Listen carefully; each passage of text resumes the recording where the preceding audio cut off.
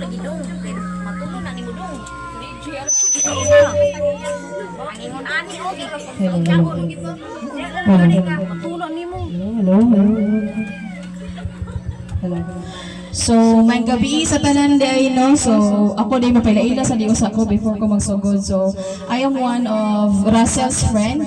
So, we are here today, we are gathered today for this last day sa iyahang paghimamat nato niya for his last day nga grabe. He really fought no nga ni-fight siya sa iyahang situation, and I know that daghan diri nga gikan pa sila nga mga lugar sa Manila nga mga family, relatives, even sa mga taga-asa pa, and I know that he is so happy with us right now nga sa last day sa iyahang naa diri uyog na to siya is kompleto ta.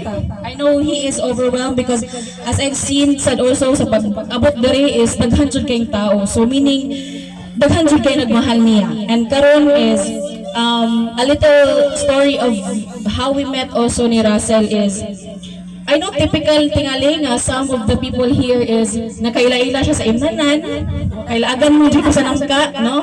Sa una. So dihan picture pinagkaila na niya. So usa ka subo no ano dayon mo mahangiw dayon mo ba si Russell kana silang Brad.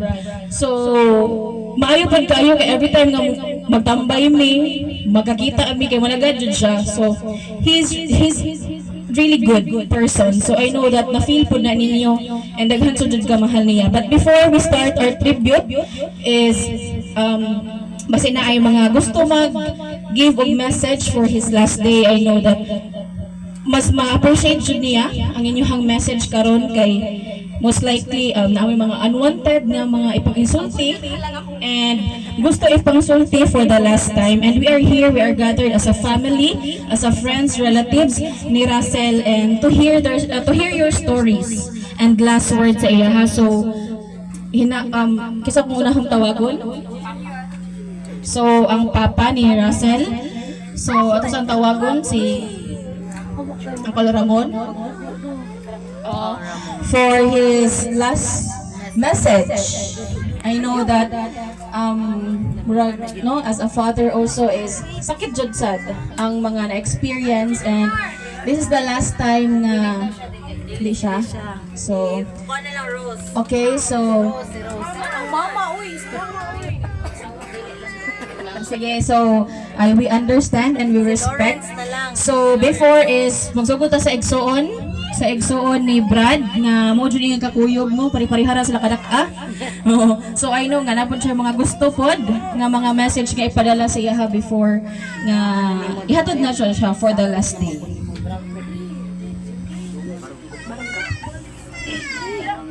Ako dayang buwan igsuon ni Russell nga pamabangan. Ang ako lang kay butan gyud bataan yun.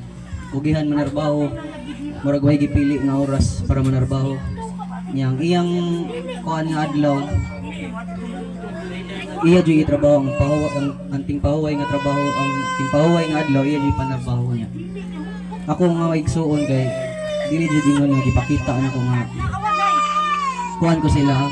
Ang ako lang kamo di mo maminaw. Istorya jud ko ninyo. Kamo na bahala sa iyong magalingan. Ako igo ra jud mo tambak ninyo. Dili gyud mo linaw na kanaran ninyo. Para sa istorya. So salamat kayo Brad. So most likely wa pud natin nga nadunggan no ni Russell nga mismo iyang brother is ningon siya nga grabe jud siya kananing manarbaho para sa iyang pamilya, and I know you've seen a lot of that nga mga efforts sa iya unseen, di man gani mapakita niya, but deep in your hearts is naadjud siya. So sunod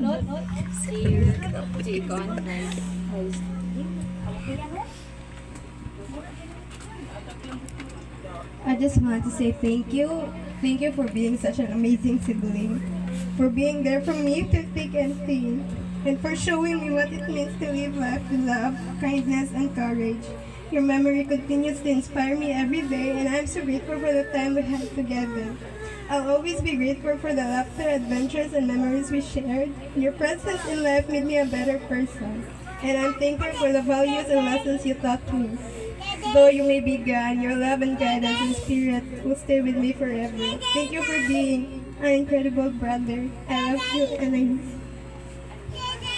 Thank you so much, Aiza. So, indot kayo nga madunggan sa usab ang I love you sa isa ka igsuon dito sa iyang kuya. I know that deep in her heart is dugay na nga gusto iingon. I know that napoy may gusto iingon, di ba? And everyone and nadunggan to niya and basically Russell is naa siya physical, naa siya na to spiritually, only his body ang mawala sa ato but spiritually maramdaman ninyo sila ug makastorya gihapon nimo siya. So sunod atong tawagon ang Moncho si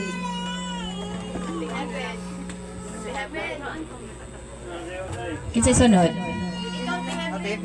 Sige, so akong tawagon or na ang mga auntie diri nga na kanang ni larga jud gikan sa Manila baron or nga dapit og mga close kay nga auntie nga naa jud sa iya ha, especially through his rough time. So Chaampe pwede tawagon diri para maingon nimo imong last message sa iya ha for the very last time. I know na katawa na ka na sindot.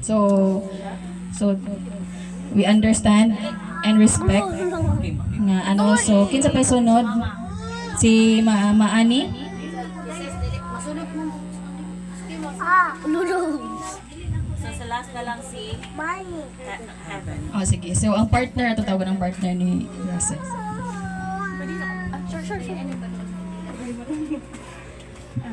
Hi, ako radyo masulti kang Russell nga buutan jud kayo na siya as in. Tanan ako gusto iyang iatag jud.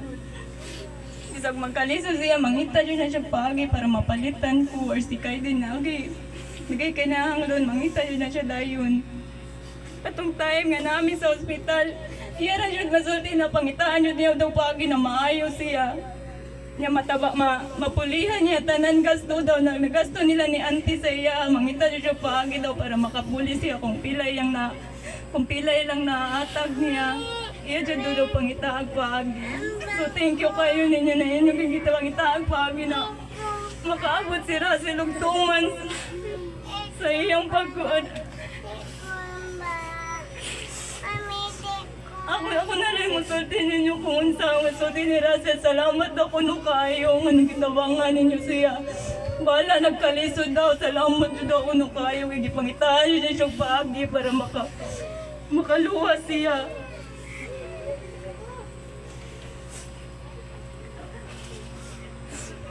Salamat kayo, Langga. Umasawang karon, Langga. Salamat kayo, Langga. Nijud ka na mo kalimtan.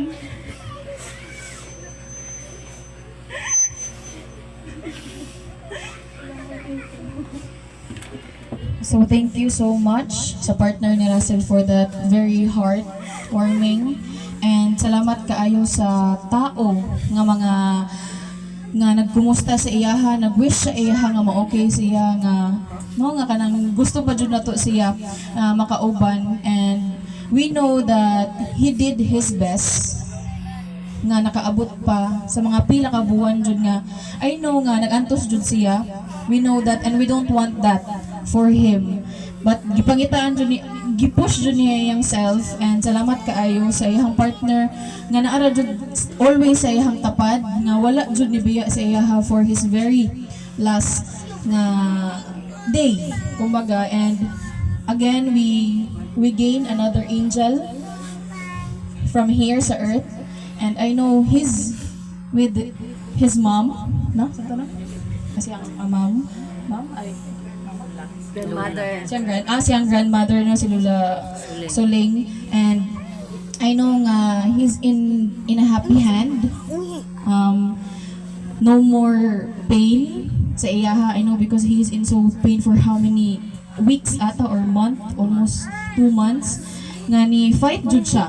And I know nga kanang Russell nga arami tanan friends, family for you. I know that you are in a happy place, you're in your good hands with our higher creator and no more pain, no more sufferings, and amo ra jung mahangyo og i-pray sa imong nga bless this family of yours nga naadjud nimo sukad-sukad pagka ospital and every day sa imong kinabuhi. Bless them, guide them, and wish them to have the best life also sa ilaha. So karon, as we stroll back the memory of Russell, I know that a lot of friends, family, relatives will see your faces here. Reminisce the times that you are together and celebrate life once again. So again, this is the video tribute of Russell.